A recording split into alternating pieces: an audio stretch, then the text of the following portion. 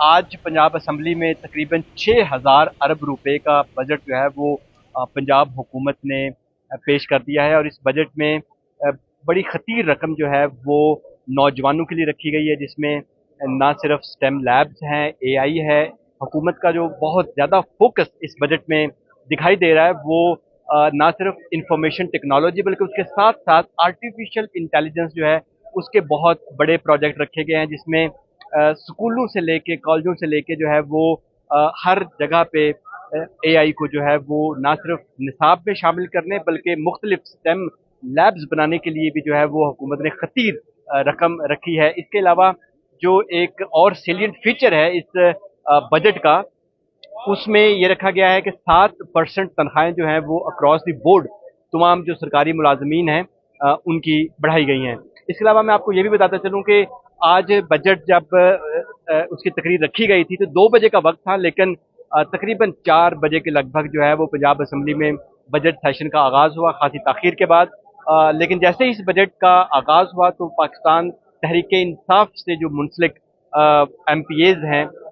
वो आज यहाँ पे एहतजाज करते भी दिखाई दिए और उन्होंने पंजाब असम्बली के बाहर एहतजाज किया। इसके बाद जब असम्बली का इजलास अंदर शुरू हुआ, वज़ीर आला मरियम नवाज शरीफ जो हैं वो भी इस इजलास में शरीक थी। तो बजट की तकरीर के दौरान जब वज़ीर ख़जाना मुश्तबा शुजा रहमान जो है वो बजट तकरीर कर रहे थे तो उस वक्त अपोजिशन जो है वो शदीद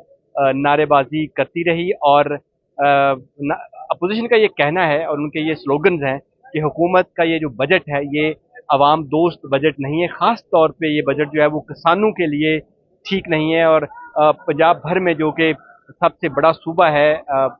एग्रीकल्चर के हवाले से, ज़राअत के हवाले से, उसमें हुकूमत की जो पॉलिसियाँ हैं उन्होंने किसानों को बहुत ज़्यादा तकलीफ पहुँचाई है। लेकिन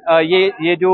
यहाँ पे प्रोटेस्ट था, एहतजाज था, ये जारी रहा। दूसरी तरफ हुकूमत का ये मानना है और हुकूमत का ये कहना है और हुकूमत की जो आज की जो तकरीर है वज़ीर ख़जाना की, वो भी इस चीज़ के ऊपर है कि हुकूमत ने वो तमाम माइलस्टोन्स जो हैं वो कंप्लीट किए। ख़ास तौर पे इस तकरीर के अंदर जो है वो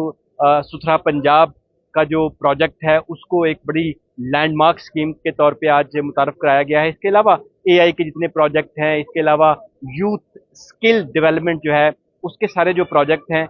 उनको भी हुकूमत जो है वो अपना माथे का झूमर बना रही है कि ये बड़े प्रोजेक्ट इससे पहले कभी पंजाब में नहीं लगाया गया और जितना पैसा हुकूमत इस वक्त नौजवानों पे इन्वेस्ट कर रही है इससे पहले इसकी मिसाल जो है वो तारीख में नहीं मिलती है। इस लिहाज से देखा जाए तो ये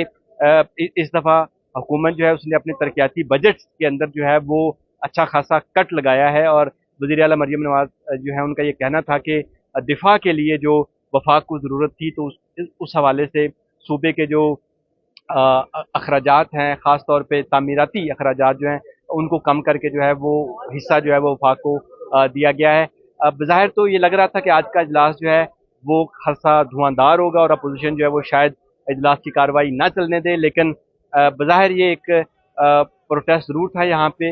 लेकिन उसमें उसमें उसमें ना तो किसी तरह का इजलास में कोई खलल डाला और ना ही कोई बहुत बड़े पैमाने पे जो है वो यहाँ पे लॉ एंड ऑर्डर की सिचुएशन जो है वो देखने में आई। लेकिन ताहम जो अपोजिशन के एमपीएज हैं वो अपने लीडर इमरान खान की तस्वीर उठाए हुए जो है वो असम्बली में आज पहुँचे और एक रवायती उन्होंने एहतजाज जो है वो इस बजट को पेश किए जाने के दौरान किया। अभी तक के लिए इतना ही। मज़ीद खबरों और अपडेट्स के लिए विजिट कीजिए हमारी वेबसाइट urdunews.com।